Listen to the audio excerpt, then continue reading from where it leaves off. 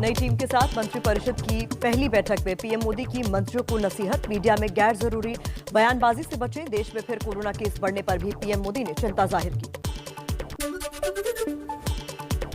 PM Modi ने मंत्रियों को स्वच्छता कार्यक्रम और स्वास्थ्य पर ध्यान देने की सलाह दी। कहा, संसद की कार्यवाही में पूरी तैयारी के साथ आए, मंत्रालयों के खर्च में कटौती पर भी ध्यान देने को कहा। सूत्रों के मुताबिक मंत्रिपरिषद की बैठक में पीएम मोदी ने कोरोना पर चिंता व्यक्त करते हुए कहा, कुछ दिनों से लापरवाही की बहुत तस्वीरें सामने आ रही हैं। ऐसी लापरवाही कोरोना से लड़ाई को कमजोर कर देगी। नई मोदी कैबिनेट की पहली बैठक में किसानों की भलाई पर जोर, मंडियां खत्म नहीं होंगी, 2 करोड़ तक के लोन पर ब्याज की छूट, एपीएमसी मंडियों को भी और मजबूत बनाया जाएगा। हेल्थ इमरजेंसी पर केंद्र और राज्य मिलकर खर्च करेंगे 23,000 करोड़। नई कैबिनेट की पहली बैठक के बाद नए स्वास्थ्य मंत्री मनसुख मांडविया का ऐलान, हर जिला अस्पताल में 10,000 लीटर ऑक्सीजन के स्टोरेज की सुविधा होगी। देश के नए स्वास्थ्य मंत्री मनसुख मांडविया ने कहा, तीसरी लहर से निपटने के लिए कर रहे हैं काम, बच्चों के लिए स्वास्थ्य सेवाएं बढ़ाने पर जोर, मेडिकल फाइनल ईयर के छात्रों की भी सेवा लेंगे। नई मोदी कैबिनेट की पहली बैठक के बाद बोले गृह मंत्री अमित शाह, मोदी सरकार नागरिकों की सुरक्षा और स्वास्थ्य के प्रति हमेशा से संवेदनशील, स्वास्थ्य पैकेज के लिए पीएम और स्वास्थ्य मंत्री का आभार। मोदी कैबिनेट के नए 43 मंत्रियों में से ज्यादातर ने संभाला कामकाज। सूत्रों के मुताबिक सभी मंत्रियों को 15 अगस्त तक दिल्ली न छोड़ने के निर्देश।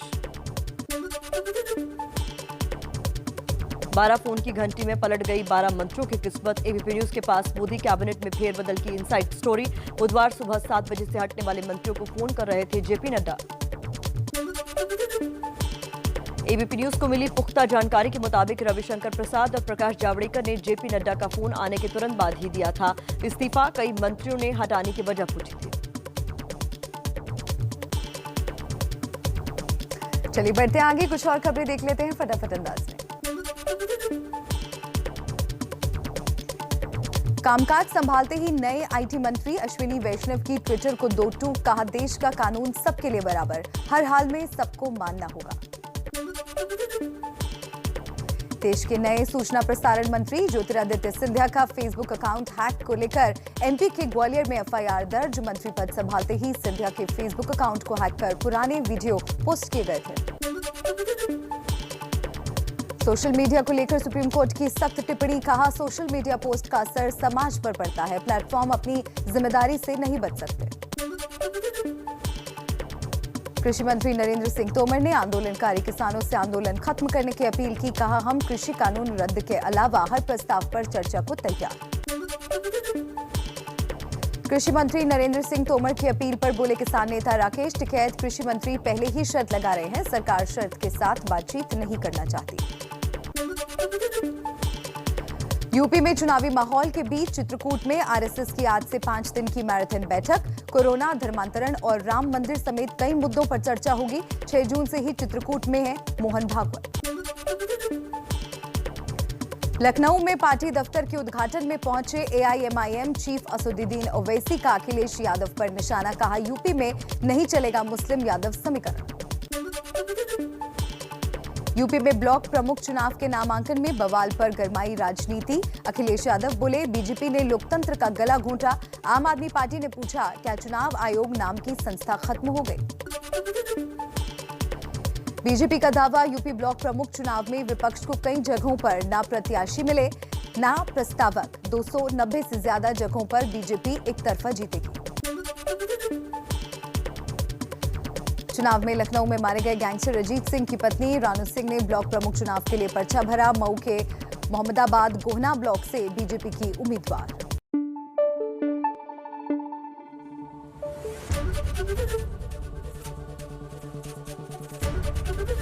एबीपी न्यूज आपको रखे आगे।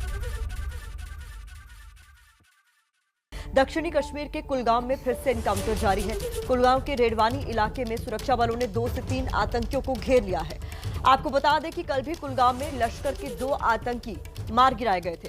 कल पुलवामा में भी 2 आतंकियों को मार दिया गया था। ये तस्वीरें जो आप अभी देख रहे हैं वो कल के एनकाउंटर की हैं। अब एक बार फिर कुलगाम में एनकाउंटर जारी है, जहां 2 से 3 आतंकियों के घिरने की जानकारी हमें मिल रही है। चलिए आगे बढ़ते हैं। अगली खबर आपको दिखा देते हैं। क्रिकेट के दीवाने हमारे देश में तीरंदाजों ने भी कम नाम रोशन नहीं किया है, लेकिन कुछ दिन पहले ऐसा क्या हुआ कि ये तीरंदाज परेशान हो गए।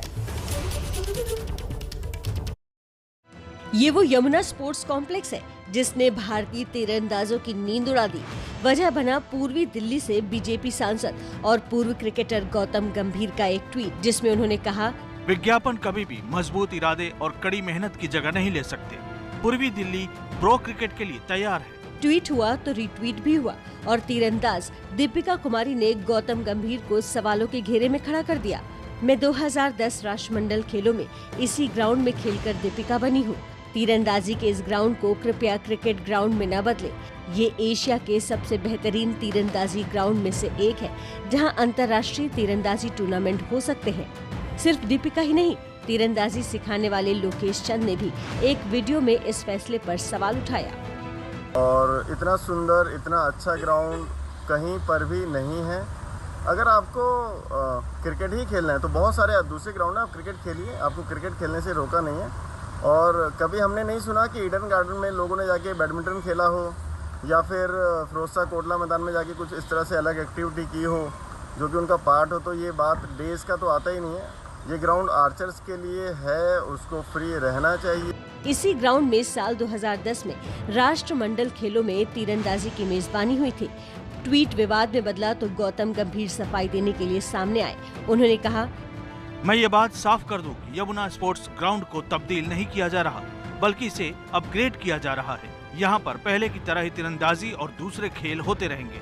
एक खिलाड़ी होने के नाते मैं कोई ऐसा काम नहीं करूँगा जिससे दूसरे खिलाड़ियों को तकलीफ हो। अब गंभीर की सफाई के बाद दीपिका, अतनुदास जैसे खिलाड़ियों ने शुक्रिया अदा किया।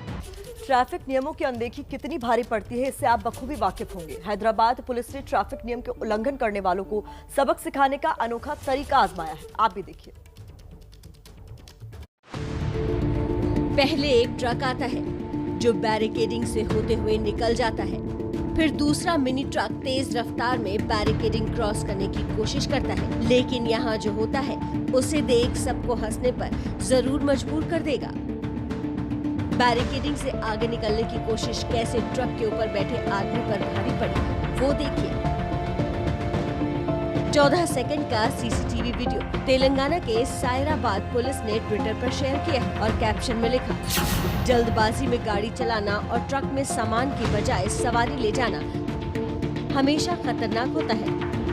अब एक सरकारी आंकड़ों से समझते हैं कि सिर्फ तेलंगाना राज्य में हर साल जल्दबाजी में गाड़ी चलाना कितना खतरनाक होता है। तेलंगाना में तेज रफ्तार का कहर। सरकारी आंकड़ों के मुताबिक साल 2020 में कुल 19,164 सड़क हादसे हुए, जिसमें 6,668 लोगों की जान गई और करीब 19,000 लोग घायल हुए हैं। इसलिए सड़क पर चलते समय सावधानी बरतें और ये हमेशा याद रखें कि भारतीयों में बीमारियों से उतने लोग नहीं मरते जितने रोड एक्सीडेंट में जान गंवाते हैं। पूत के पांव पालने में दिख जाना, ये कहावत तो आपने खूब सुनी होगी। आज आपको ऐसे ही एक पूत से मिलवाते हैं जिसने छोटी उम्र में बड़ा काम कर दिखाया है। line of entry है, Ural Leyland, Clemson Air Asia, SM Leyland, Skyline, Jet Sky, Yangon Leyland, Go Leyland, Tappy Leyland। मासूम चेहरा, कच्ची उम्र, लेकिन दिमाग जीनियस। ये है 6 साल की आरना गुप्ता, जिनके चर्चे देश में ही नहीं विदेश में भी हो रहे हैं। आरना ने 1 मिनट में 93 एयरलाइंस की पहचान करने का नया रिकॉर्ड कायम किया है। अब अगर आपके मन में सवाल है कि इसमें खास क्या है, तो बता दें कि आरना हवाई जहाज की टेलबोन यानी पिछला हिस्सा देखकर ही एयरलाइंस की पहचान कर लेती हैं। मैंने एयरप्लेन्स को आइडेंटिफाइड करा, उसकी टेल्स को पीछे की। 1 मिनट में 93 एयरप्लेन्स के आइडेंटिफाइड करा मैंने। मेरी मम्मा ने करवाई मुझे प्रैक्टिस, तो मुझे आ गई अच्छी तरह। आरना की इस उपलब्धि के लिए उनका नाम Guinness book of world record में दर्ज हो गया है, जिसके लिए उन्हें 1 जुलाई 2021 को सर्टिफिकेट भी दिया गया है। आरना की इस सफलता के पीछे उनकी मां नेहा का भी योगदान है, जिन्होंने अपनी बेटी की प्रतिभा को पहचाना और उसे निखारने में लग गई। बता दें कि इससे पहले ये रिकॉर्ड 1 मिनट में 39 एयरलाइंस की पहचान करने का था।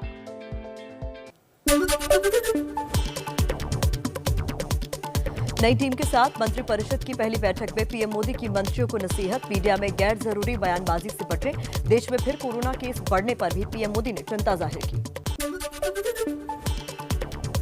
पीएम मोदी ने मंत्रियों को स्वच्छता कार्यक्रम और स्वास्थ्य पर ध्यान देने की सलाह दी। कहा, संसद की कार्यवाही में पूरी तैयारी के साथ आए, मंत्रालयों के खर्च में कटौती पर भी ध्यान देने को कहा। सूत्रों के मुताबिक मंत्रिपरिषद की बैठक में पीएम मोदी ने कोरोना पर चिंता जताते हुए कहा, कुछ दिनों से लापरवाही की बहुत तस्वीरें सामने आ रही हैं। ऐसी लापरवाही कोरोना से लड़ाई को कमजोर कर देगी। नई मोदी कैबिनेट की पहली बैठक में किसानों की भलाई पर जोर, मंडियां खत्म नहीं होंगी। 2 करोड़ तक के लोन पर ब्याज की छूट, एपीएमसी मंडियों को भी और मजबूत बनाया जाएगा। हेल्थ इमरजेंसी पर केंद्र और राज्य मिलकर खर्च करेंगे 23,000 करोड़। नई कैबिनेट की पहली बैठक के बाद नए स्वास्थ्य मंत्री मनसुख मांडविया का ऐलान, हर जिला अस्पताल में 10,000 लीटर ऑक्सीजन के स्टोरेज की सुविधा होगी। देश के नए स्वास्थ्य मंत्री मनसुख मांडविया ने कहा, तीसरी लहर से निपटने के लिए कर रहे हैं काम। बच्चों के लिए स्वास्थ्य सेवाएं बढ़ाने पर जोर, मेडिकल फाइनल ईयर के छात्रों की भी सेवा लेंगे। नई मोदी कैबिनेट की पहली बैठक के बाद बोले गृह मंत्री अमित शाह, मोदी सरकार नागरिकों की सुरक्षा और स्वास्थ्य के प्रति हमेशा से संवेदनशील। स्वास्थ्य पैकेज के लिए पीएम और स्वास्थ्य मंत्री का आभार। मोदी कैबिनेट के नए 43 मंत्रियों में से ज्यादातर ने संभाला कामकाज। सूत्रों के मुताबिक सभी मंत्रियों को 15 अगस्त तक दिल्ली न छोड़ने के निर्देश हैं। 12 फोन की घंटी में पलट गई 12 मंत्रियों की किस्मत। एबीपी न्यूज के पास मोदी कैबिनेट में फेरबदल की इनसाइड स्टोरी। बुधवार सुबह 7 बजे से हटने वाले मंत्रियों को फोन कर रहे थे जेपी नड्डा। एबीपी न्यूज को मिली पुख्ता जानकारी के मुताबिक रविशंकर प्रसाद और प्रकाश जावड़ेकर ने जेपी नड्डा का फोन आने के तुरंत बाद ही इस्तीफा दे दिया था। कई मंत्रियों ने हटाने की वजह पूछी थी। लोगों को नहीं मिल रही महंगाई की मार से राहत। दिल्ली, मुंबई समेत आधे से ज्यादा देश में पेट्रोल 100 रुपए के पार। नए पेट्रोलियम मंत्री हरदीप पुरी बोले, अधिकारियों से पूरी जानकारी लेकर ही इस पर कुछ कहूंगा। दिल्ली में बढ़ती महंगाई से नाराज जनता, पेट्रोल डीजल के बढ़ते दामों के बीच सीएनजी पीएनजी भी महंगी हुई। राजनीति भी गरमाई। कांग्रेस आज दिल्ली के पेट्रोल पंपों पर हस्ताक्षर अभियान चलाएगी। महाराष्ट्र के औरंगाबाद में पेट्रोल डीजल की महंगाई के खिलाफ सड़कों पर बैलगाड़ी लेकर उतरे कांग्रेस के नेता। घोड़े, ऊंट और साइकिल की सवारी कर भी विरोध व्यक्त किया। कृषि मंत्री नरेंद्र सिंह तोमर ने आंदोलनकारी किसानों से आंदोलन खत्म करने की अपील की। कहा, हम कृषि कानून रद्द के अलावा हर प्रस्ताव पर चर्चा को तैयार। कृषि मंत्री नरेंद्र सिंह तोमर की अपील पर बोले किसान नेता राकेश टिकैत, कृषि मंत्री पहले ही शर्त लगा रहे हैं, सरकार शर्त के साथ बातचीत नहीं करनी चाहिए।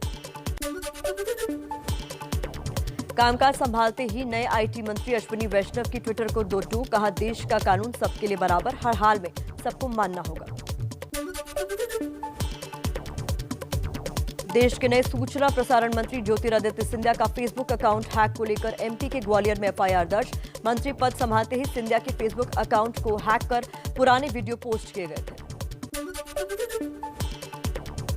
सोशल मीडिया को लेकर सुप्रीम कोर्ट की सख्त टिप्पणी। कहा, सोशल मीडिया पोस्ट का असर समाज पर पड़ता है, प्लेटफॉर्म अपनी जिम्मेदारी से नहीं बच सकते। यूपी में चुनावी माहौल के बीच चित्रकूट में आरएसएस की आज से 5 दिन की मैराथन बैठक। कोरोना, धर्मांतरण और राम मंदिर समेत कई मुद्दों पर चर्चा संभव। 6 जून से ही चित्रकूट में है मोहन भागवत। लखनऊ में पार्टी दफ्तर के उद्घाटन में पहुंचे एआईएमआईएम चीफ ओवैसी का अखिलेश यादव पर निशाना। कहा, यूपी में नहीं चलेगा एमवाई फैक्टर। यूपी में ब्लॉक प्रमुख चुनाव के नामांकन में बवाल पर गरमाई राजनीति। अखिलेश यादव बोले, बीजेपी ने लोकतंत्र का गला घोटा। आम आदमी पार्टी ने पूछा, क्या चुनाव आयोग नाम की संस्था खत्म हो गई? यूपी में ब्लॉक प्रमुख चुनाव के नामांकन के दौरान कल कई जिलों में हुआ बवाल। सीतापुर में गोली चली, इटावा, सिद्धार्थनगर, बस्ती और बहराइच में हुई मारपीट। कल होने हैं चुनाव। बीजेपी का दावा, यूपी ब्लॉक प्रमुख चुनाव में विपक्ष को कई जगहों पर न प्रत्याशी मिले न प्रस्तावक। 290 से ज्यादा जगहों पर बीजेपी एक तरफा जीतेगी। गैंग वॉर में लखनऊ में मारे गए गैंगस्टर अजीत सिंह की पत्नी रानू सिंह ने ब्लॉक प्रमुख चुनाव के लिए पर्चा भरा। मऊ के मोहम्मदाबाद गोहना ब्लॉक से बीजेपी की उम्मीदवार। चलिए फटाफट खबरों के सफर को आगे बढ़ाते हैं। कुछ और खबरें इसी अंदाज में। पंजाब के बाद छत्तीसगढ़ कांग्रेस में भी कलह की आहट। स्वास्थ्य मंत्री टीएस सिंहदेव बोले, मुख्यमंत्री पर फैसला आलाकमान को लेना है। पहले भी उठ चुका है 2.5 साल में सीएम बदलने का मुद्दा। हिमाचल के पूर्व सीएम वीरभद्र सिंह को श्रद्धांजलि देने आज शिमला जाएंगे राहुल गांधी। 6 बार सीएम रहे वीरभद्र का कल शिमला में हुआ था निधन। बीजेपी अध्यक्ष जेपी नड्डा भी आज शिमला जाएंगे। पूर्व सीएम वीरभद्र सिंह के पार्थिव शरीर के अंतिम दर्शन करेंगे। चाचा पशुपति पारस की बगावत के बाद आशीर्वाद यात्रा पर निकले चिराग पासवान पहुंचे बेगूसराय। नीतीश पर पिता को अपमानित करने का आरोप लगाया। कहा, चाचा उन्हीं की गोद में बैठे।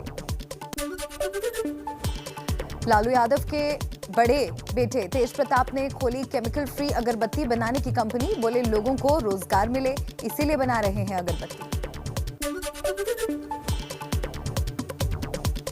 के अन्नामलाई को तमिलनाडु बीजेपी का अध्यक्ष नियुक्त किया गया। कर्नाटक कैडर के पूर्व आईपीएस अफसर अन्नामलाई पिछले साल बीजेपी में शामिल हुए थे।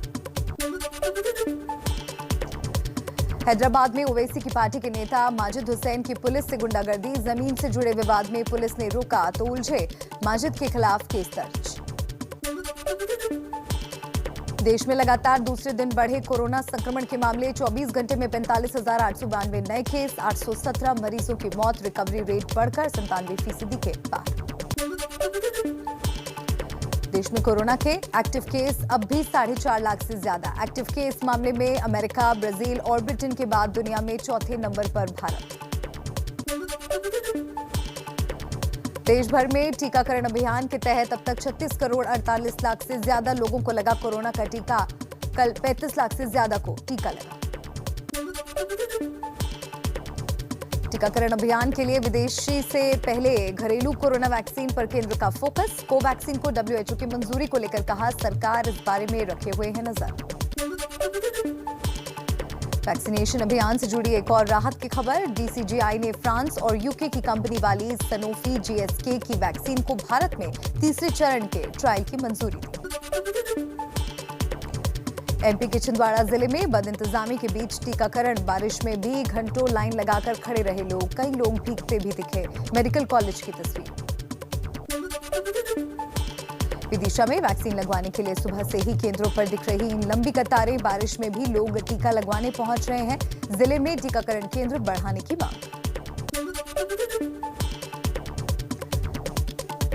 मुरैना में टीकाकरण केंद्रों पर उमड़ रही भीड़। नहीं हो रहा कोरोना नियमों का पालन। टीका लगवाने के लिए लोगों के बीच धक्का मुक्की तक हो रही है। उत्तराखंड के पहाड़ी जिलों में कोरोना केस घटते ही पर्यटन और एडवेंचर टूरिज्म में तेजी। चमोली के जोशीमठ और औली पहुंच रहे हैं पर्यटक। कारोबारियों के चेहरे खिले। पाबंदियों को लेकर सख्त सरकार। मसूरी के मशहूर केम्प्टी फॉल में पर्यटकों की लापरवाही वाली तस्वीर वायरल। कोरोना नियमों की धज्जियां उड़ाकर नहाते दिखे पर्यटक। हिमाचल के कुल्लू मनाली में पर्यटकों की लापरवाही वाली तस्वीर वायरल हुई तो प्रशासन जागा। कुल्लू पुलिस ने कहा, जो मास्क नहीं पहनेगा उस पर 5,000 का जुर्माना लगेगा। रुक कर लेते हैं कुछ और अहम खबरों का इसी तरह फटाफट अंदाज में। पुणे के सरकारी जमीन घोटाले में महाराष्ट्र के पूर्व मंत्री एकनाथ खड़से से 9 घंटे तक ईडी ने पूछताछ की, बयान दर्ज किया। एनसीपी ने कहा, बीजेपी बदला ले रही है। यूपी में सीएए विरोधी प्रदर्शन के दौरान तोड़फोड़ की भरपाई के नोटिस रद्द करने की मांग पर सुप्रीम कोर्ट आज सुनवाई करेगा। पंजाब में बिजली संकट गहराया। 100 किलोवाट से ज्यादा बिजली खपत वाले उद्योग 3 दिन तक बंद रहेंगे। जम्मू कश्मीर में चुनाव से पहले कराए जा रहे परिसीमन को लेकर आज जम्मू में परिसीमन आयोग मीडिया से करेगा बात। इस साल तक परिसीमन का काम पूरा होने का अनुमान। जम्मू कश्मीर में कांग्रेस नेताओं ने परिसीमन आयोग के साथ बैठक की। कांग्रेस ने कहा, जब तक जम्मू कश्मीर का पूर्ण राज्य का दर्जा बहाल नहीं होता, परिसीमन आयोग की कवायद का कोई मतलब नहीं। जम्मू कश्मीर के राजौरी में एलओसी पर घुसपैठ की कोशिश नाकाम। मुठभेड़ में 2 पाकिस्तानी आतंकी ढेर। सेना के नायब सूबेदार श्रीजीत समेत 2 जवान भी शहीद। रुक कर लेते एक और अहम खबर का। मंत्रिमंडल विस्तार में प्रधानमंत्री मोदी ने उन चेहरों को तरजीह दी है जिन्हें मिनिस्टर बनने का पहले से तजुर्बा भले न रहा हो, लेकिन वो शानदार प्रोफेशनल जरूर है। ऐसे ही एक मंत्री हैं अश्विनी वैष्णव। श्री अश्विनी वैष्णव। मैं अश्विनी वैष्णव ईश्वर की शपथ लेता हूँ कि मैं विधि। पीएम मोदी की नई कैबिनेट में सबसे चर्चित नाम है अश्विनी वैष्णव का। जोधपुर से आने वाले वैष्णव आईआईटी कानपुर से पढ़े हैं। 1994 बैच के आईएएस अधिकारी हैं। उन्होंने एमबीए में डिग्री ली है तो अपनी फैक्ट्री भी चलाई है। इतने अनुभव के कारण ही पीएम मोदी ने उन्हें रेल मंत्रालय और आईटी जैसा मंत्रालय भी दिया। माननीय प्रधानमंत्री जी को मैं बहुत धन्यवाद देता हूँ। उन्होंने इतना बड़ा आशीर्वाद दिया है, इतनी बड़ी अपॉर्चुनिटी दी है देश की सेवा करने की। इसके लिए उनका मैं बहुत आभारी हूँ, बहुत शुक्रगुजार हूँ। इससे बड़ी अपॉर्चुनिटी मेरे क्षमता से जितना काम होगा उतना मैं करूँगा। महेंद्र भाई। मोदी मंत्रिमंडल में 4 डॉक्टर भी शामिल किए गए हैं। महिला और बाल विकास राज्य मंत्री बने मंजू पारा महेंद्र भाई डॉक्टर हैं। शिक्षा राज्य मंत्री बने सुभाष सरकार भी पेशे से डॉक्टर हैं। डिंडोरी से सांसद भारती पवार स्वास्थ्य राज्य मंत्री बनी है तो वो भी पेशे से सर्जन है। वित्त राज्य मंत्री भागवत किशन राव पेशे से डॉक्टर हैं। देश की आर्थिक परिस्थिति जो $5 ट्रिलियन बनाना है, जो मोदी साहब का सपना है, तो उसके लिए हम दिन रात मेहनत करेंगे और कोई हालत में ये सपना पूरा करने की कोशिश करेंगे। जानकार मानते हैं मोदी मंत्रिमंडल में अनुभव की कमी नहीं है। इस मंत्रिमंडल में लगभग 19 लोग ऐसे हैं जो कहीं ना कहीं मंत्री रह चुके हैं। 23 ऐसे मिनिस्टर हैं जो मिनिस्टर बने हैं कि जिनके पास 3 से ज्यादा टर्म जो एमपी रह चुके हैं। इसी तरह कुल 7 वकीलों ने मोदी मंत्रिमंडल में जगह बनाई है, जिनमें चर्चित नाम है भूपेंद्र यादव जिन्हें कैबिनेट दर्जा मिला है। उन्हें पर्यावरण और जलवायु परिवर्तन का मंत्रालय दिया गया है। मत्स्य पालन, पशुपालन और डेयरी राज्य मंत्री बने एल मुरुगन पेशे से वकील है। विदेश मंत्रालय में राज्य मंत्री मीनाक्षी लेखी सुप्रीम कोर्ट में वकील है। इसके अलावा राज्य मंत्री बने विशेश्वर टुडू ओडिशा के वाटर रिसोर्सेज डिपार्टमेंट में सीनियर इंजीनियर रह चुके हैं। राज्य मंत्री बने चौहान देबू सिंह ऑल इंडिया रेडियो में बतौर इंजीनियर सेवा दे चुके हैं। राजकुमार रंजन भूगोल के प्रोफेसर रह चुके हैं। कुल मिलाकर नए मंत्रिमंडल में न सिर्फ जातियों को साधने की कोशिश की गई है, बल्कि प्रोफेशनल्स को शामिल कर छवि बदलने की कोशिश भी की गई है। यूपी में ब्लॉक प्रमुख के चुनाव को लेकर जमकर बवाल हुआ। कल नामांकन के आखिरी दिन यूपी के अलग अलग शहरों में कानून व्यवस्था की धज्जियां उड़ती दिखाई दी। अखिलेश यादव और प्रियंका गांधी समेत विपक्ष के कई नेताओं ने बीजेपी पर निशाना साधा है। आज नामांकन वापस लेने का आखिरी दिन है। तुरंत जो है पकड़ करके पर्चा छीन लिया गया, फाड़ के फेंक दिया गया और हम लोगों को मारने लगे।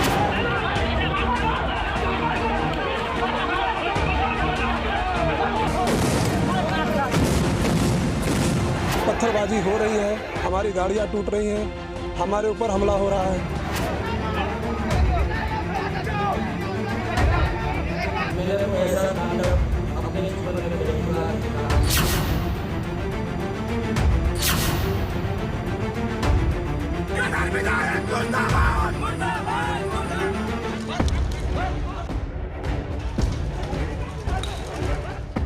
ये आगाज है, अंजाम 10 जुलाई को दिखेगा जब यूपी में ब्लॉक प्रमुख के चुनाव के लिए वोट डाले जाएंगे।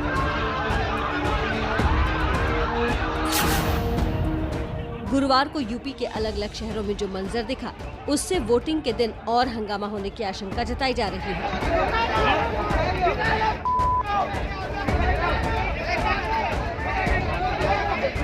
कहीं हंगामा हुआ, कहीं मारपीट हुई, कहीं पुलिस ने लाठियां भांजी तो कहीं थाने से महज 50 मीटर दूर गोली और देसी बम चल गए।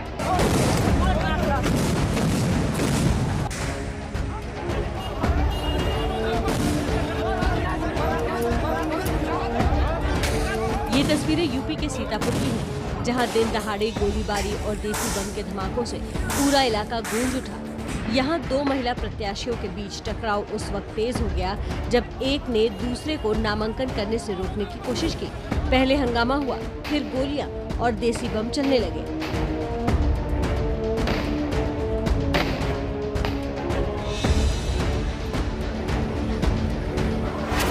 सब फोड़ दिया, मुझे चले लगे, फंस गए, मार गांठी छीन गई और मुझको मारने के उठा ले गए थे। सब सामान हमारी रह गई, आधार वाधार सब बैग वगैरह सब छीन लेंगे।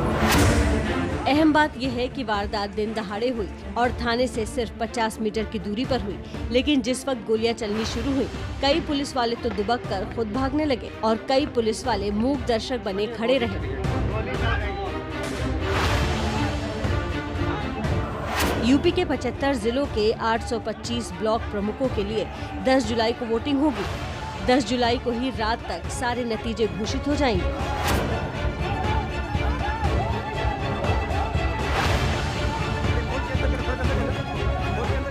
हंगामे की एक और तस्वीर देखिए। ये शर्मनाक तस्वीर लखीमपुर खीरी से आई है। यहाँ एक महिला के साथ बदसलूकी हुई। समाजवादी पार्टी का आरोप है कि बीजेपी के कार्यकर्ताओं ने उनके प्रत्याशियों के पर्चे फाड़े और महिला कार्यकर्ताओं के साथ बदसलूकी की। इस घटना को लेकर समाजवादी पार्टी और कांग्रेस ने यूपी सरकार पर निशाना साधा।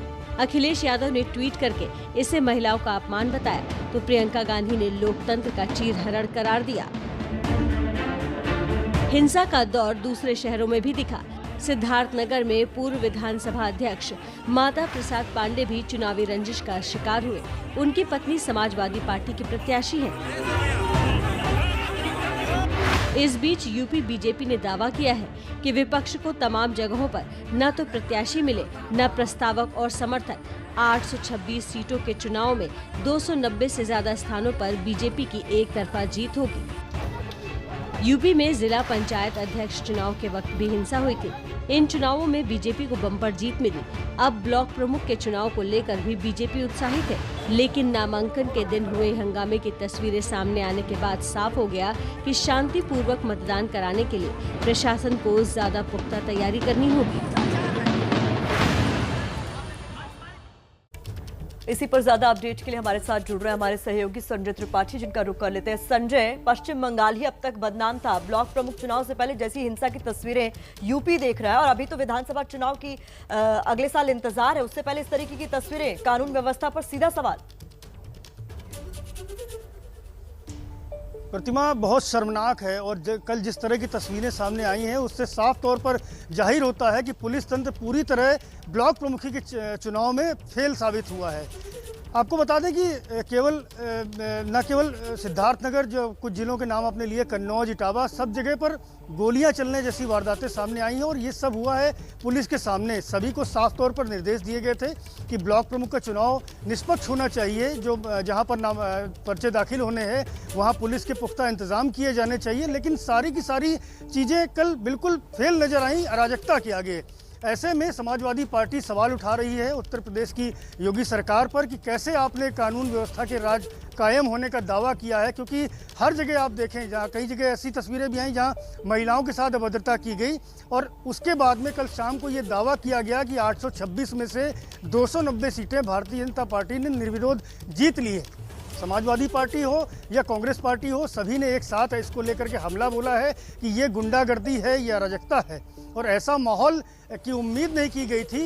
कई जगह पर ऐसा हुआ है जहां लोगों को मारा पीटा गया है, दौड़ाया गया है, पर्चे नहीं दाखिल करने दिए गए हैं, प्रस्तावकों के साथ अभद्रता हुई है। तो कुल मिला करके जो कल की तस्वीरें हैं बहुत शर्मनाक है और पुलिस तंत्र फेल साबित हुआ है। पुलिस के अफसरों पर ये नाकामी का ठीकरा फोड़ा गया है कि आखिरकार वो पूरे इंतजाम क्यों नहीं कर पाए। संजय, इस तरह की अराजकता की वजह आपको क्या लगती है और प्रशासन के सामने इसे आप कितनी बड़ी चुनौती के तौर पर देखते हैं? क्या तैयारियां हैं कि चुनाव वाले दिन इस तरह की तस्वीरें हमें देखने को ना मिले?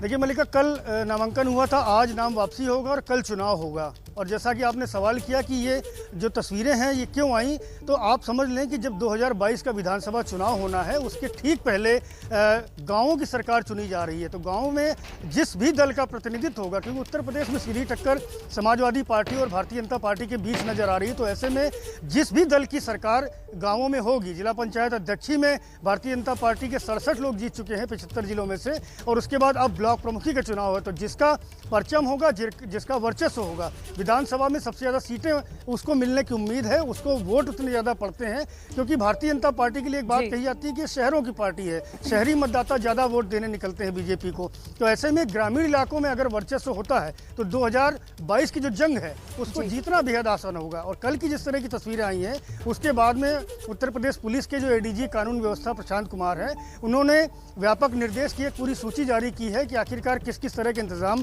किए जाएंगे। लेकिन अब देखना ये दिलचस्प होगा कि आखिरकार 8 जुलाई वाली तस्वीरें कहीं 10 जुलाई को चुनाव के दिन दोहराई तो नहीं जाती हैं, कहीं वही तस्वीर नजर तो नहीं आती है। बिल्कुल, यही उम्मीद है कि 10 जुलाई को इस तरह की तस्वीरें देखने को ना मिले। संजय, बहुत शुक्रिया आपका तमाम अपडेट्स दर्शकों तक पहुंचाने के लिए। चलिए आगे बढ़ते हैं और बात कर लेते हैं मौसम के रौद्र रूप की। बिहार में खासकर उत्तरी बिहार के इलाके में बाढ़ का कहर लगातार जारी है। बाढ़ की मार से जनजीवन पूरी तरह से अस्त व्यस्त हो चुका है। बिहार में नहीं मिल रही बाढ़ से राहत।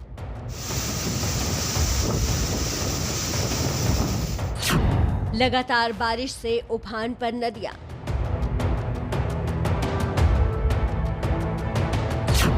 शहरों में जल जमाव ने रोकी जिंदगी की रफ्तार।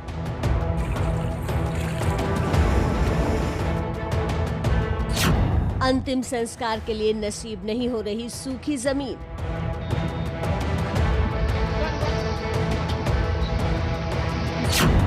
बाढ़ के मारे ट्यूब के सहारे।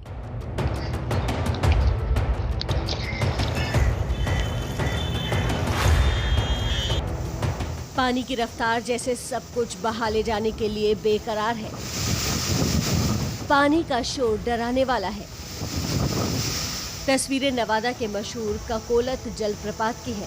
गुरुवार दोपहर ककोलत जलप्रपात में अचानक बाढ़ आने से अफरा तफरी मच गई। जानकारी के मुताबिक जिस समय अचानक पानी बढ़ा, उस समय वहां सैकड़ों सैलानी भी मौजूद थे। सैलानियों को किसी तरह सुरक्षित बचाया गया। ककोलत जलप्रपात पर कोरोना की वजह से धारा 144 लागू है, फिर भी सैलानियों के जुटने की वजह से सवाल उठ रहे हैं। लगातार हो रही बारिश और नेपाल की तरफ से आने वाली नदियों के पानी से बिहार में बाढ़ और बाढ़ की दहशत दोनों पैर पसारे हुए हैं। जल जमाव की ये तस्वीरें सीतामढ़ी की हैं। यहाँ पानी के साथ साथ लोगों के लिए परेशानी का भी जमावड़ा लगा हुआ है। पानी की तेज धार अपने लिए सड़कों, घरों और खेतों से होकर रास्ता बना रही है। ये तस्वीरें पूर्वी चंपारण जिले के सुगौली प्रखंड की हैं। यहाँ NH-28 को जोड़ने वाली सड़क पर बनी पुलिया पानी में बह गई, जिससे आवाजाही ठप पड़ गई। पूर्वी चंपारण के ही पकड़ी दयाल में सिकरहना नदी में लगातार कटाव हो रहा है। स्थानीय लोग इस कोशिश में लगे हैं कि बांध का कटाव किसी तरह रोका जाए।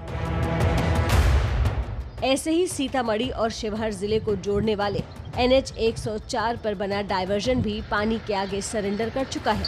नतीजा ये हुआ कि लोग बन रहे पुल से इस तरह सीढ़ियों के सहारे गुजरने को मजबूर हैं।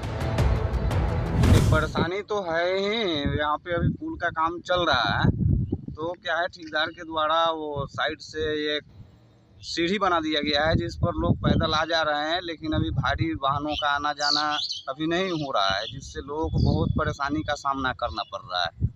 और डायवर्सन भी था तो अभी बह चुका है पानी में। उत्तरी बिहार के ही दूसरे जिले दरभंगा की भी हालत देख लीजिए। बहादुरपुर प्रखंड में बेबसी की इन तस्वीरों को देखिए।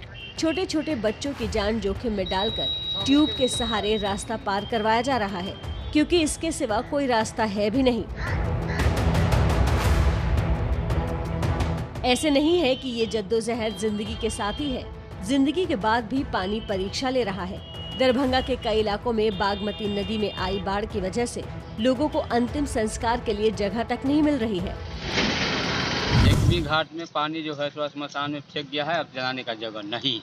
किस चीज का पानी आ गया? बाढ़ का। मतलब लाश जलाने के लिए स्मशान घाट में कोई जगह नहीं बची ना।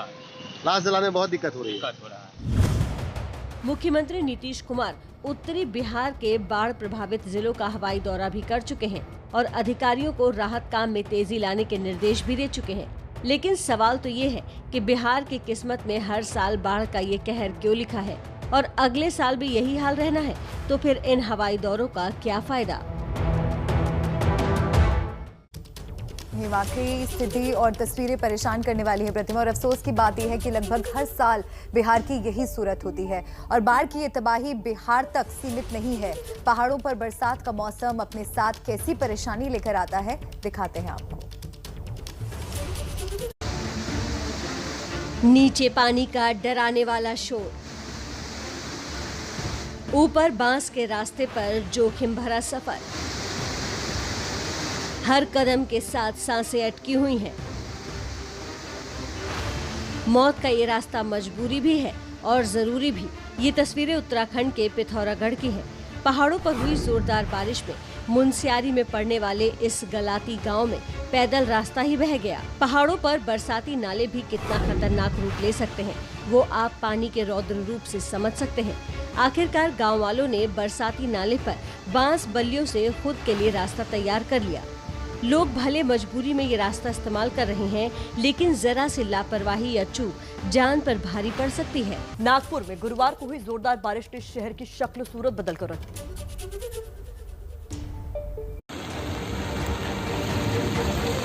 समंदर में तब्दील हुई सड़कें, पानी के बीच से स्टीमर की तरह गुजरती गाड़ियां, रास्ते पर कमर तक भरा पानी और घरों में पानी की घुसपैठ। गुरुवार को कुछ घंटे की मूसलाधार बारिश ने महाराष्ट्र के विंटर कैपिटल नागपुर का पूरा भूगोल ही बदल कर रख दिया।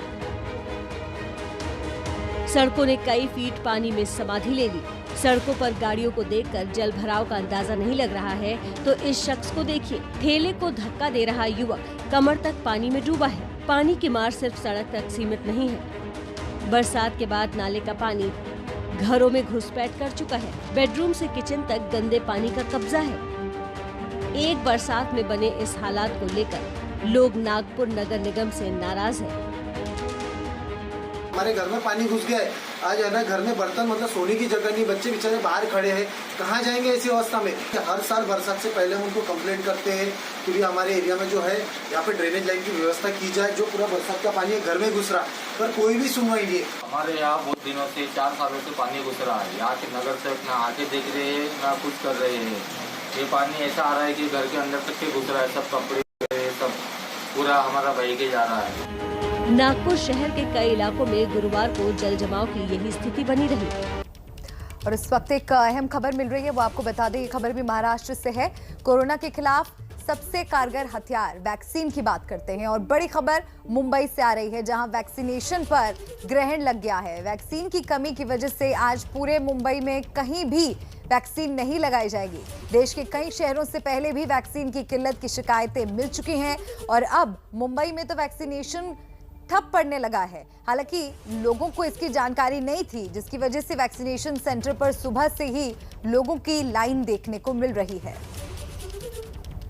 और इस वक्त एक बड़ी खबर दिल्ली से मिल रही है, आपको बता दें। दिल्ली के सागरपुर में नाले में ग्रेनेड यानी हथगोला मिला है।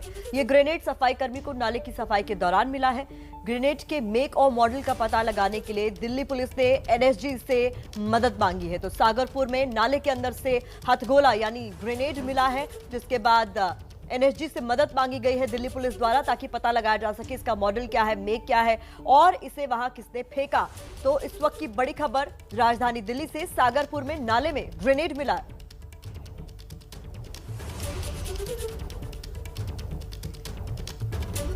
कोरोना ने देश की सेहत बिगाड़ रखी है तो पेट्रोल और डीजल के बढ़ते दाम ने आपकी जेब की सेहत बिगाड़ दी है। पेट्रोल की कीमत 100 के पार पहुंच गई है। जिस वक्त मंत्रिमंडल में फेरबदल और विस्तार हो रहा था, उस वक्त तक पेट्रोल 4 महानगरों में सेंचुरी लगा रहा था। जब मंत्री कार्यभार संभाल रहे थे, तब आम जनता पेट्रोल, डीजल और रोजमर्रा के सामानों की बढ़ती कीमत पर अपनी जेब टटोल रही थी और आसमान छूती महंगाई के सामने खुद को दबा हुआ बेचारा लाचार की तरह टकटकी लगाए देख रहा था। गुरुवार को भी पेट्रोल के दाम 35 पैसे प्रति लीटर बढ़ा दिए गए। डीजल भी 9 पैसे प्रति लीटर महंगा हो गया। सीएनजी के दाम दिल्ली में 90 पैसे प्रति किलो बढ़ गए। इस साल की शुरुआत से 8 जुलाई तक पेट्रोल की कीमत 16 रुपए 85 पैसे प्रति लीटर और डीजल की कीमत 15 रुपए 75 पैसे प्रति लीटर बढ़ चुकी है। ऐसे में जनता की हालत तो खराब होगी ही, क्योंकि पेट्रोल, डीजल, सीएनजी, पीएमजी कुछ ऐसा नहीं है जो इस मुश्किल वक्त में महंगा नहीं। देश भर में पेट्रोल डीजल के दाम बढ़ रहे हैं और बढ़ी हुई कीमतों का विरोध भी हो रहा है। किसान जगह जगह प्रदर्शन कर रहे हैं, तो वहीं पेट्रोलियम मंत्री हरदीप पुरी ने कहा है कि उनको अभी जानकारी हासिल करने की जरूरत है।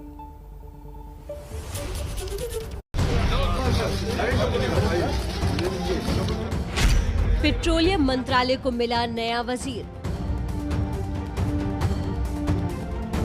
पुरी अब नया पद संभालेंगे, जबकि धर्मेंद्र कहीं और नजर आएंगे। लेकिन देश को नया पेट्रोलियम मंत्री मिला है और विरोध प्रदर्शनों का सिलसिला भी शुरू हो गया। कहीं कांग्रेस का प्रदर्शन हो रहा है, तो अब किसान भी पेट्रोलियम उत्पादों की कीमत बढ़ने के विरोध में सड़क पर उतर आए हैं।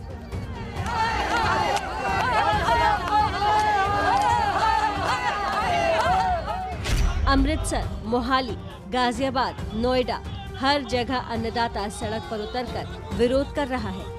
इन सब के बीच विपक्ष को मौका मिला है, तो वो भी कोई कसर छोड़ने वाला नहीं है, क्योंकि मामला सीधे जनता के दर्द से जुड़ा है। मन का बात में कभी पेट्रोल का बात कीजिए, कभी डीजल का बात कीजिए, कभी वैक्सीन का बात कीजिए, कभी पीएम केयर का बात कीजिए, तो अब तो लोगों ने सोचेगा। मुझे आप थोड़ा सा मौका दीजिए, जो अभी हमारे सामने इश्यूज हैं, to be briefed on them.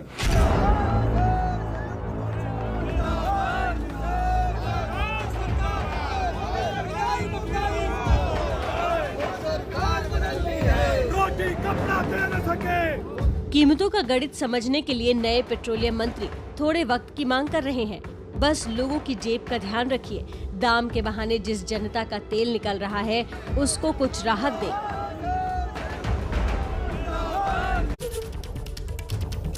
और इस खबर पर ज्यादा बातचीत के लिए हमारे साथ जुड़ रही हैं हमारी सहयोगी मदीहा का रुख कर लेते हैं। मदीहा, रोज हम देख रहे हैं किस तरह से तेल के दामों में इजाफा हो रहा है। पहले पेट्रोल, डीजल और अब सीएनजी के दाम भी बढ़ गए हैं। अब ऐसा लगता है कि जिस दिन नहीं दाम बढ़ते वो ज्यादा बड़ी खबर हो जाती है। बिल्कुल बिल्कुल सही कहा आपने, क्योंकि आज एक राहत की खबर सुबह यही मिली हम लोगों को कि आज पेट्रोल के दाम नहीं बढ़े हैं, और ये हम लोगों के लिए एक बहुत बड़ी खुशखबरी थी। क्योंकि लोग जो है जब सवेरे उठ रहे हैं तो आजकल उन्हें इस चीज़ की चिंता जो है वो सताई रहती है कि ऐसा तो नहीं आज फिर कुछ पैसे करके पेट्रोल बढ़ गया हो।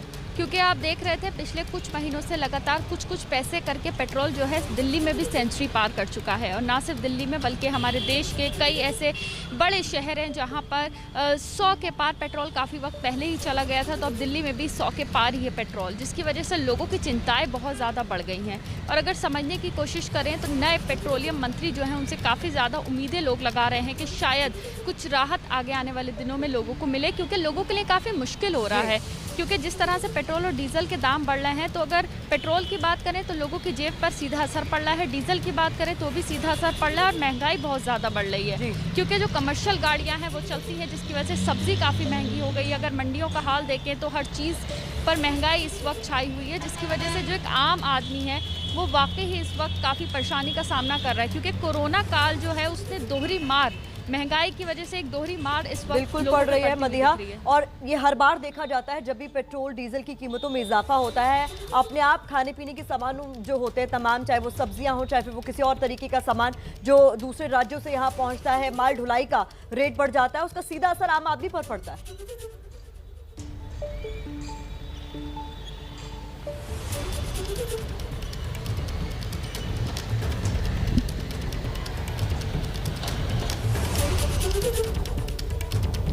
मदीहा, अगर आप तक मेरी आवाज पूछ रहे हैं, मैं पहुंच रही हूं, तो मैं ये पूछ रही थी आपसे कि जिस तरीके से पेट्रोल डीजल के दाम में लगातार इजाफा हो रहा है, न केवल पेट्रोल डीजल, सीएनजी के भाव भी बढ़ रहे हैं, इसका सीधा सीधा आम आदमी पर असर होता है जब मंडियों में पहुंचने वाली सब्जियों के दाम भी महंगे हो जाते हैं, क्योंकि डीजल का दाम बढ़ता है तो ट्रांसपोर्टेशन महंगा हो जाता है।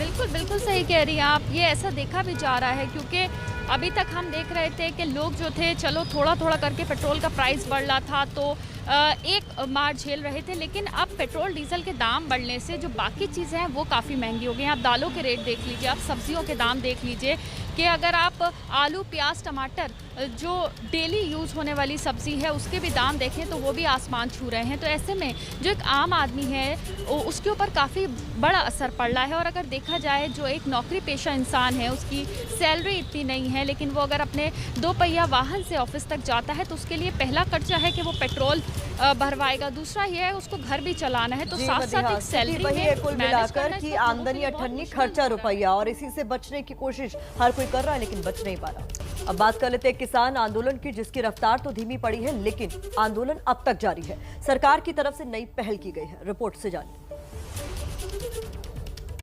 करीब 8 महीने से ज्यादा वक्त से चल रहे किसान आंदोलन में बातचीत के कई दौर के बाद भी सहमति नहीं बनी।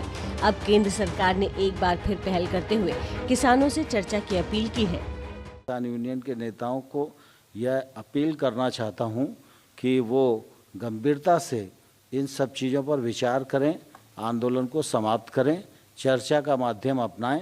सरकार की अपील पर किसानों ने साफ कह दिया कि बात बिना शर्त ही होगी। कंडीशन ये लगा रहे कि किसान आए, बातचीत करें और कानून चेंज नहीं होंगे, कानून में बदलाव करें, कानून खत्म नहीं होंगे और आन के बातचीत कर ले, धरना खत्म कर दे। तो जो 8 महीने से किसान बैठे कोई ऐसे ही नहीं बैठे। अगले साल यूपी और पंजाब में चुनाव है, दोनों ही राज्यों में किसान आंदोलन बड़ा मुद्दा बन सकता है। ऐसे में सरकार समाधान की कोशिश में लगी है। कृषि मंत्री ने किसानों को बातचीत का मौका दिया है। अब देखना होगा कि इस पर किसान नेताओं का क्या रुख होगा। इससे जुड़े अपडेट्स लगातार आप तक पहुंचाएंगे। उड्डयन मंत्री ज्योतिरादित्य सिंधिया हैकिंग का शिकार हो गए। पूरा मामला क्या है, इस रिपोर्ट से समझिए।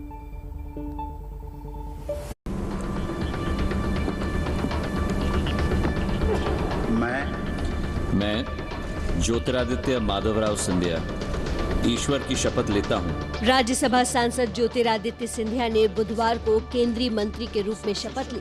इसके बाद रात 2 बजे करीब अचानक उनके फेसबुक अकाउंट से कई सारे पोस्ट हुए। उनके वो पुराने वीडियो और फोटो अपलोड हो गए जिसमें उन्होंने कांग्रेस में रहते हुए बयान दिए थे। वो ऐसे बयान थे जिसमें वो बीजेपी पर हमलावर थे। वीडियो और फोटो अपलोड होने से हड़कंप मच गया। सिंधिया समर्थक कृष्णा घाटगे ने बताया कि सुबह तक फेसबुक ने हैकिंग को रोक दिया और सभी डेटा रिकवर भी कर लिया गया। कांग्रेस छोड़कर बीजेपी में आए ज्योतिरादित्य सिंधिया परसों ही मोदी सरकार में नागरिक उड्डयन मंत्री बने हैं। बढ़ते आगे, एबीपी न्यूज के पास मंत्रियों के फेरबदल की इनसाइड स्टोरी है। 7 जुलाई को सुबह 7 बजे से हटने वाले मंत्रियों को फोन कर रहे थे बीजेपी अध्यक्ष जेपी नड्डा।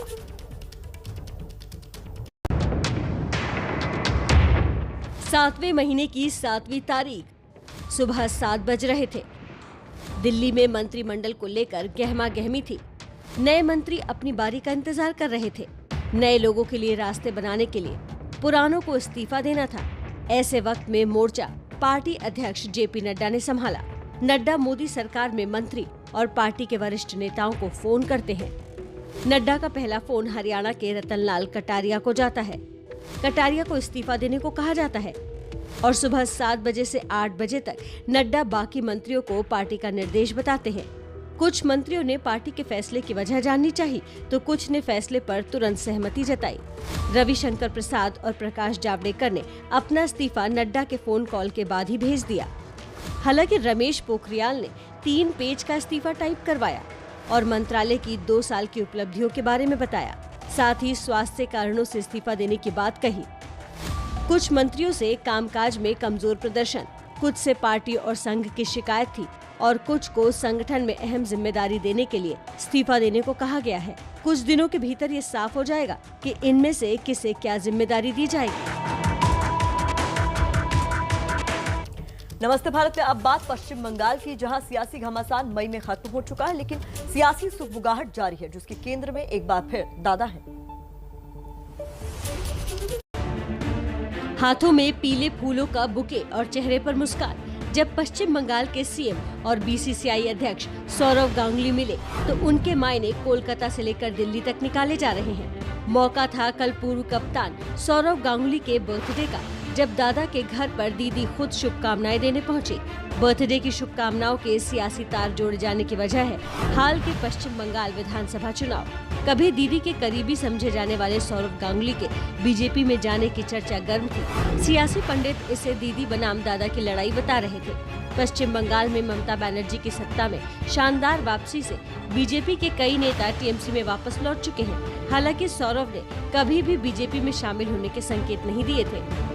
और अब बात करते हैं सलमान खान की, जिनके खिलाफ चंडीगढ़ में शिकायत दर्ज हुई है। क्या है ये पूरा मामला, रिपोर्ट में देखिए। अभिनेता सलमान खान और उनके फाउंडेशन बीइंग ह्यूमन के खिलाफ पुलिस में शिकायत पहुंची है। चंडीगढ़ पुलिस ने सलमान को 13 जुलाई तक हाजिर होने को कहा है। पुलिस में शिकायत दर्ज कराई है चंडीगढ़ के एक व्यापारी ने। उनका आरोप है कि अभिनेता सलमान खान, उनकी बहन अलवीरा खान अग्निहोत्री और बीइंग ह्यूमन फाउंडेशन के अधिकारियों की वजह से उन्हें करोड़ों का नुकसान हुआ। 2018 में उन्होंने बीइंग ह्यूमन की ज्वेलरी की पहली फ्रेंचाइजी मनी माजरा में खोली थी, लेकिन तब जो वादे किए गए थे वो पूरे नहीं किए गए, जिसकी वजह से उसे नुकसान हुआ है। शिकायतकर्ता का ये भी कहना है कि उन्होंने शोरूम पर 2 करोड़ रुपए लगाए हैं, लेकिन उन्हें भारी नुकसान हो गया।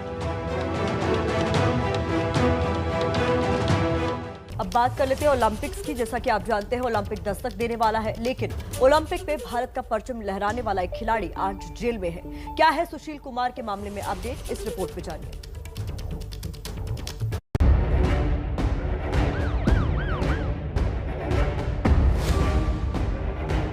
सुशील कुमार को बेल मिलेगी या जेल की सजा बरकरार रहेगी, इसका फैसला आज होगा। पहलवान सुशील कुमार की न्यायिक हिरासत आज खत्म हो रही है। सुशील को आज दिल्ली की मेट्रोपॉलिटन कोर्ट के सामने पेश किया जाएगा। इससे पहले भी सुशील की न्यायिक हिरासत खत्म होने वाली थी, जिसे कोर्ट ने 14 दिनों के लिए बढ़ा दिया था। सुशील पर सागर की गैर इरादतन हत्या और अपहरण का आरोप है। दिल्ली पुलिस ने सुशील को सागर हत्याकांड का मास्टरमाइंड भी बताया है। 4 और 5 मई की दरमियानी रात सुशील का सागर को पीटने वाला वायरल भी सामने आ चुका है।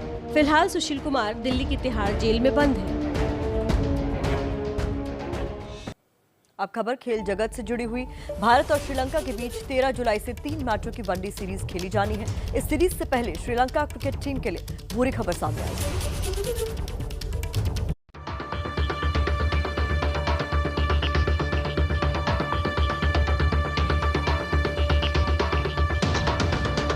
ये है जिम्बाब्वे के पूर्व स्टाइलिश बल्लेबाज और श्रीलंका के मौजूदा batting coach grant flower.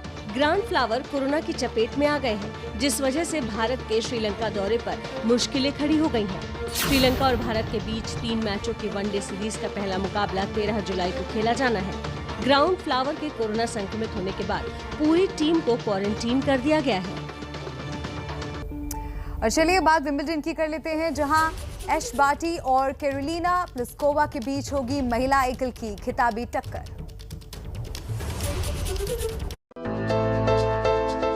Tennis के सबसे बड़े टूर्नामेंट के फाइनल का मंच तैयार हो गया है। कौन बनेगी विंबलडन की क्वीन, इसका फैसला शनिवार को होगा।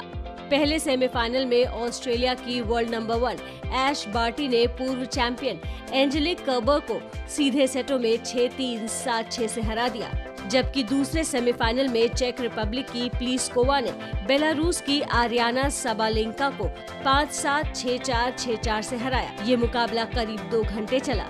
ऑस्ट्रेलिया की ऐश बार्टी दुनिया की नंबर 1 खिलाड़ी है और उनके पास 2019 फ्रेंच ओपन के बाद दूसरा ग्रैंड स्लैम जीतने का मौका है, जबकि प्लिस्कोवा को पहले ग्रैंड स्लैम का इंतजार है।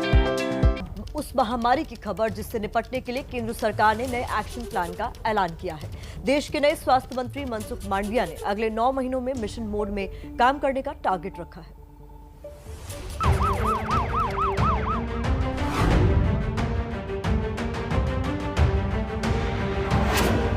मुझे विश्वास है कि इस पैकेज का इम्प्लीमेंटेशन 9 महीने में किया जाएगा।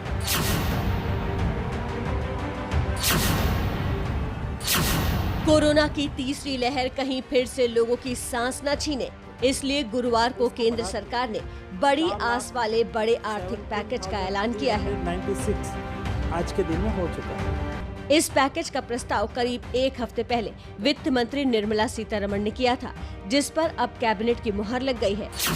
कोरोना इमरजेंसी पैकेज 23,220 करोड़ रुपए का होगा, जिसमें 15,000 करोड़ रुपए केंद्र सरकार देगी। लगभग 8,000 करोड़ रुपए का योगदान राज्यों की ओर से किया जाएगा। कोरोना की दूसरी लहर में ऑक्सीजन की कमी ने लोगों के सामने सांसों का संकट खड़ा कर दिया था, लेकिन इस बार ऐसा न हो, इसलिए केंद्र सरकार ने कई योजनाएं बनाई हैं। योजना के तहत हर जिले में 10,000 लीटर वाले ऑक्सीजन स्टोरेज की व्यवस्था होगी। अगले कुछ महीनों में 2,44,000 कोविड बेड तैयार रखने की योजना है। इनमें से 20,000 बेड ICU के होंगे। इन ICU बेड को ऐसा बनाया जाएगा जिससे 20% बेड्स का इस्तेमाल बच्चों के लिए हो सके। पीडियाट्रिक केयर यूनिट बनाने का भी लक्ष्य रखा गया है। जिन जिलों में कोरोना मरीजों की संख्या ज्यादा है, वहां 5,000 और 2,500 बेड वाले फील्ड अस्पताल बनाने का भी प्रावधान है। कोरोना इमरजेंसी फंड का इस्तेमाल अगले साल मार्च तक करना है। भविष्य में कोविड बढ़े तो उसका सामना देश अच्छी तरह से और योजना पूर्वक कर सके, इस पैकेज के माध्यम से सुनिश्चित किया है। मुझे विश्वास है कि इस पैकेज का इम्प्लीमेंटेशन 9 महीने में किया जाएगा और भविष्य में कोविड की जो स्थिति बढ़े तो उसका हम अच्छी तरह से सामना कर पाएंगे। कोरोना में ज्यादातर लोगों की मौत की एक वजह देश की खस्ताहाल स्वास्थ्य व्यवस्था भी थी, लेकिन इस बार ऐसा न हो, इसलिए नए फंड से सरकार का मकसद बुनियादी सुविधाओं को और मजबूत करना है, जिसकी जानकारी PM ने ट्विटर पर दी। लिखा, कोरोना के खिलाफ लड़ाई को और मजबूत बनाने के लिए 23,000 करोड़ रुपए से अधिक के एक नए पैकेज को मंजूरी दी गई है। इसके तहत देश के सभी जिलों में पीडियाट्रिक केयर यूनिट से लेकर ICU bed, oxygen storage, ambulance और दवाओं जैसे जरूरी इंतजाम किए जाएंगे। केंद्र सरकार ने पिछले साल अप्रैल में भी कोरोना से निपटने के लिए 15,000 करोड़ रुपए का इमरजेंसी पैकेज दिया था। इसका फायदा ये हुआ कि देश भर में ऑक्सीजन बेड्स की संख्या 50,000 से बढ़कर 4 लाख तक पहुंच गई है। लेकिन संभावित तीसरी लहर ने अपना कहर बरपाया तो बेड्स की मौजूदा संख्या कम पड़ सकती है, इसलिए सरकार तैयारियों को तेज कर रही है। सरकार ने 23,000 करोड़ रुपए के पैकेज का ऐलान कर दिया। ये अच्छी बात है, लेकिन ये पैकेज कोरोना संक्रमित होने के बाद के उपायों पर है। असली समस्या तो उससे पहले की है, क्योंकि जिनको बचाने की जद्दोजहद चल रही है वही लोग कोरोना नियमों का पालन नहीं कर रहे, और इस बीच वैक्सीन की कमी की खबरें फिर से आ रही हैं। देश में महामारी और मौत के मंजर की तस्वीरों के बीच मस्ती का ये माहौल न सिर्फ हैरान बल्कि परेशान करने वाला भी है। तस्वीरें मसूरी से सटे कैंपटी फॉल की हैं, जहां लॉकडाउन में छूट मिलते ही सैलानियों का रेला घरों से छूट पड़ा और पहाड़ की इस भीड़ ने देश के सामने लापरवाही से जुड़े पहाड़ सरीखे सवाल खड़े कर दिए हैं। और ये किसी एक जगह का हाल नहीं। कुछ दिन पहले सैलानियों के हॉटस्पॉट माने जाने वाले कुल्लू मनाली से भी ऐसी ही तस्वीरें सामने आई थी। और दिल्ली की भीड़ भी सोशल डिस्टेंसिंग की कैसी धज्जियां उड़ा रही है, ये भी देश देख रहा है। और इन 3 तस्वीरों को ध्यान में रखकर बस कल्पना कीजिए कि अगर इस भीड़ में एक भी व्यक्ति संक्रमित हुआ तो वो कितने लोगों की जान आफत में डाल देगा। और यही चिंता गुरुवार को नए मंत्रिपरिषद की पहली बैठक में PM मोदी ने भी जाहिर की और सैलानियों की भीड़ को गंभीर मुद्दा बताया। सूत्रों के मुताबिक बैठक में PM ने कहा, ऐसे में लापरवाही के लिए कोई जगह नहीं होनी चाहिए।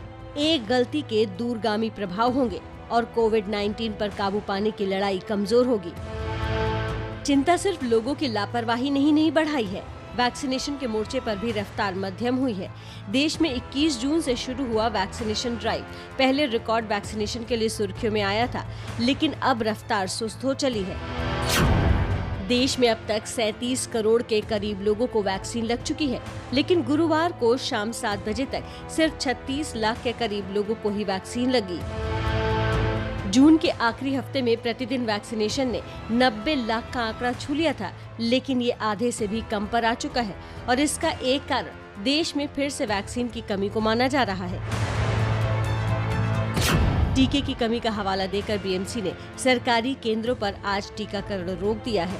इससे पहले 1 जुलाई को भी बीएमसी ने टीकाकरण अभियान को रोक दिया था। 6 जुलाई को दिल्ली सरकार ने भी कोरोना बुलेटिन में वैक्सीन की कमी का जिक्र किया था। केंद्र और राज्य सरकारें देश में वैक्सीनेशन का आंकड़ा तो देती हैं, लेकिन किस राज्य के पास कितनी वैक्सीन का कोटा है, इसका डेटा शेयर नहीं किया जाता, जिस पर कई बार विवाद हुआ है।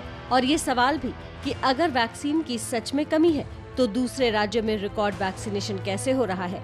और एक सच ये भी है कि जिस बीएमसी ने आज वैक्सीनेशन बंद करने का ऐलान किया है, उसी के राज्य महाराष्ट्र 3,54,45,024 डोज के साथ नंबर 1 पर है। 3,52,72,000 वैक्सीन डोज लगाकर यूपी दूसरे नंबर पर है। तीसरे नंबर पर गुजरात है, जिसने 2,73,40,028 डोज लगाए हैं। राजस्थान भी 2,59,37,769 डोज लगाकर चौथे नंबर पर है। 5वें नंबर पर एमपी है, जिसने अब तक 2,24,87,608 डोज लगाए हैं। गैर बीजेपी शासित राज्य वैक्सीन वितरण में भेदभाव का आरोप लगाती हैं, लेकिन आंकड़े कुछ और गवाही दे रहे हैं। लेकिन अगर किसी राज्य के पास वैक्सीन की कमी सचमुच है तो जिम्मेदारी केंद्र सरकार की है और वो उसकी शिकायत जल्द से जल्द दूर करे। हमारे दो सहयोगी हमारे साथ जुड़ रहे हैं। मुंबई से संवाददाता मृत्युंजय सिंह और लखनऊ से संजय त्रिपाठी। मृत्युंजय, सबसे पहले आपके पास आते हुए 21 जून से महाअभियान वैक्सीनेशन को लेकर शुरू हुआ था और अगर कोरोना के मामलों की बात की जाए तो लगातार आंकड़े बढ़ ही रहे हैं। 45,892 मामले तो एक ही दिन में हमने देखे। क्या वजह लग रही है आपको इस लापरवाही के पीछे? क्यों वैक्सीनेशन ड्राइव की जो रफ्तार है वो धीमी पड़ती जा रही है, खासकर मुंबई में? देखिए, महाराष्ट्र सरकार ये दावा भी कर रही है कि महाराष्ट्र पूरे देश में पहला राज्य है जिसने 3.5 करोड़ का आंकड़ा छू लिया है। 3.5 करोड़ लोगों को वैक्सीन लग गया है। लेकिन वहीं दूसरी तरफ ये भी तस्वीरें आती हैं कि जब भी रफ्तार पकड़ती है वैक्सीनेशन, इस प्रकार के बोर्ड लग जाते हैं। ये मुंबई के नेस्को वैक्सीनेशन सेंटर की तस्वीर है। एक बड़ा वैक्सीनेशन सेंटर है और यहाँ देखिए सुबह 5-6 बजे एक लंबी कतार लगती है, लेकिन यहाँ आने के बाद लोगों को ये शब्द पढ़ने को मिलते हैं, vaccine is not in stock. Vaccine उपलब्ध नहीं है, इसलिए आज टीकाकरण नहीं होगा। मुंबई के जितने सरकारी केंद्र हैं, जितने बीएमसी के केंद्र हैं, वहां आज टीकाकरण नहीं हो रहा है। मुंबई में 90 लाख की आबादी है 18 साल से 45 साल के आयु वर्ग के बीच की। इस आयु वर्ग में लोगों में 58 लाख लोगों को या तो पहली या तो दूसरी दोनों डोज लग चुकी है। 12 लाख लोगों को दोनों डोज लग चुकी है। तो कहीं ना कहीं एक तरफ रफ्तार पकड़ती है, लेकिन बीच बीच में जो ब्रेक लग जाता है ये बड़ी चिंताजनक है। महाराष्ट्र की अगर हम क्षमता की बात करें तो महाराष्ट्र में प्रतिदिन 10 लाख लोगों को वैक्सीन लगाने की क्षमता है, लेकिन अगर हम 1 जुलाई से लेकर 8 जुलाई तक का एक औसत निकालें तो 4.5 लाख लोगों को ही डोज लग रहा है प्रतिदिन के हिसाब से। तो ये रफ्तार को और बढ़ाना होगा। तीसरी लहर को रोकना है तो इस रफ्तार को बढ़ाना होगा। और मुंबई जैसी घनी आबादी वाले शहर में अगर वैक्सीनेशन की प्रक्रिया तेज नहीं होगी, इस प्रकार से अगर ब्रेक लगते रहेंगे तो निश्चित तौर पर मुश्किलें बढ़ेंगी।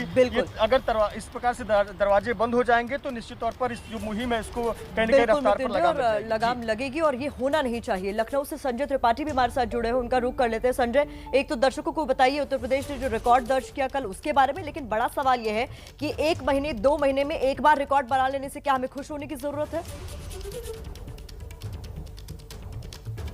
प्रतिमा 3,58,00,000 वैक्सीनेशन अब तक उत्तर प्रदेश में हो चुका है और ये संख्या किसी भी राज्य में हुए वैक्सीनेशन में सबसे ज़्यादा है। तो इस लिहाज से उत्तर प्रदेश देश में वैक्सीनेशन के मामले में नंबर 1 हो चुका है। और आपको याद दिला दूं, जब प्रधानमंत्री ने आह्वान किया था कि 1 मई से 18 से 44 साल के लोगों को वैक्सीनेट किया जाएगा, तो उस वक्त केवल 7 जिलों में वैक्सीनेशन शुरू हुआ था, वो भी 20,000 डोज के साथ में। लेकिन धीरे धीरे रफ्तार बढ़ती चली गई और अब जाकर के 3,58,00,000 की संख्या टोटल वैक्सीनेशन की हो चुकी है, जिनमें से 1.5 करोड़ के आसपास वो लोग हैं जिनकी आयु 18 वर्ष से 44 वर्ष है। जुलाई में ये लक्ष्य रखा गया था कि प्रतिदिन 10 लाख लोगों को वैक्सीनेट किया जाएगा, लेकिन संख्या उस तक नहीं पहुंच पा रही क्योंकि वैक्सीनेशन नहीं हो पा रहा, वैक्सीन की कमी है। 6500 से ज़्यादा सेंटर हैं पूरे उत्तर प्रदेश में जहाँ वैक्सीनेशन किया जा रहा है, लेकिन वैक्सीन की उपलब्धता सुनिश्चित नहीं हो पा रही। कई जिलों में ऐसी बातें सामने आ रही हैं कि जो मैसेज आ रहा है उनके पास में या जिस दिन स्लॉट दिया गया था उस दिन लोगों को वैक्सीनेट नहीं किया जा रहा है। क्राइसिस है। हमने स्वास्थ्य मंत्री जयप्रताप सिंह से बात की तो उन्होंने भी कहा कि केंद्र सरकार से जितनी अपेक्षित वैक्सीन थी वो डोज हमें नहीं मिल पा रही, इस कारण हम फुल कैपेसिटी से वैक्सीनेशन नहीं कर पा रहे। तो दिक्कत उत्तर प्रदेश में भी है। हालांकि ये अलग बात है कि उत्तर प्रदेश वैक्सीनेशन के लिहाज से देश में बिल्कुल नंबर वैक्सीन की कमी को लेकर जो लगातार राज्य शिकायत कर रहे हैं उसको जल्द सुलझाने की जरूरत है, क्योंकि अगर हम दिसंबर तक पूरी आबादी को वैक्सीनेट करना चाहते हैं उसकी रफ्तार तभी पकड़ पाएगी जब सबको समय पर वैक्सीन मिल जाएगी। कोरोना की तीसरी लहर की लगातार चेतावनी दी जा रही है। साथ ही एक्सपर्ट ये भी कह रहे हैं कि अगर लोगों ने कोरोना नियमों का पालन नहीं किया तो तीसरी लहर तय वक्त से पहले दस्तक दे देगी। अब आप मलिका से समझिए कि आखिर जानकार ऐसा क्यों कह रहे हैं। अगर आपको लग रहा है कि कोरोना का खतरा कम हो गया है तो आपको ये खबर और ये जानकारी जरूर देखनी चाहिए। कोरोना से जुड़ी पाबंदियों में ढील मिलते ही लोग लापरवाह हो गए हैं। मास्क और सोशल डिस्टेंसिंग के नियमों का उल्लंघन होने लगा है और इस लापरवाही के नतीजे भी सामने आने लगे हैं। आपको इसी महीने के आंकड़े दिखाते हैं किस तरह से बढ़ती लापरवाही की वजह से कोरोना के मामले लगातार बढ़ रहे हैं। हर रोज कोरोना मरीजों की तादाद और मौत के आंकड़े कैसे फिर से बढ़ने लगे हैं। 1 से 6 जुलाई तक जो मामले घट रहे थे किस तरह से वो बढ़े वो आपको दिखाते हैं। 1 जुलाई की अगर बात की जाए तो 48,786 मरीज थे और 1005 लोगों की मौत कोरोना की वजह से हुई। 2 जुलाई को यह आंकड़ा कुछ घटा, 46,617 मरीज थे और मौत हुई 853 लोगों की। 3 जुलाई की अगर बात करें तो 44,111 कोरोना के मरीज थे 3 जुलाई तक और मौत हुई 738 लोगों की। 4 जुलाई को यह आंकड़ा कुछ कम फिर हुआ, 43,071 मामले थे और मौत हुई 955 लोगों की। 5 जुलाई की अगर बात करें, 5 जुलाई को ये आप देखिए केसेस किस तरह से कम हुए, गिरावट देखी गई। 39,796 केसेस थे, 723 लोगों की जान कोरोना की वजह से गई। 6 जुलाई को यह आंकड़ा फिर घटा, 34,703 कोरोना के केसेस से 553 लोगों की मौत हुई। लेकिन अब देखिए कि 7 जुलाई को क्या हुआ।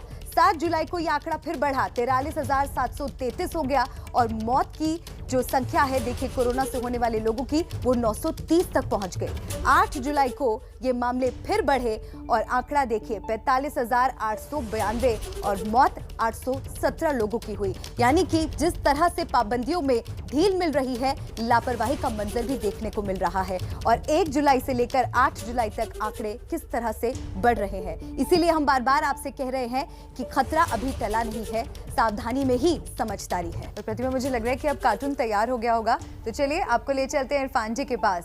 इरफान जी, ये हिंसा फोन पर किसको बोल रहा है कि स्थिति मेरे नियंत्रण में है और चेहरे पर मुस्कुराहट भी दिख रही है? देखिए, बड़ी चिंताजनक स्थिति है यहाँ पर।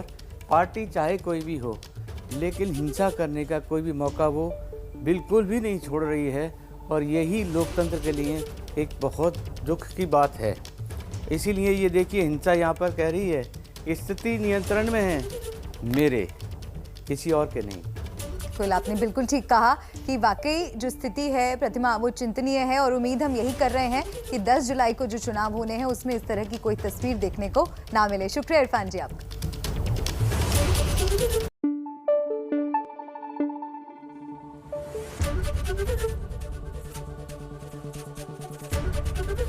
एबीपी न्यूज आपको रखे आगे।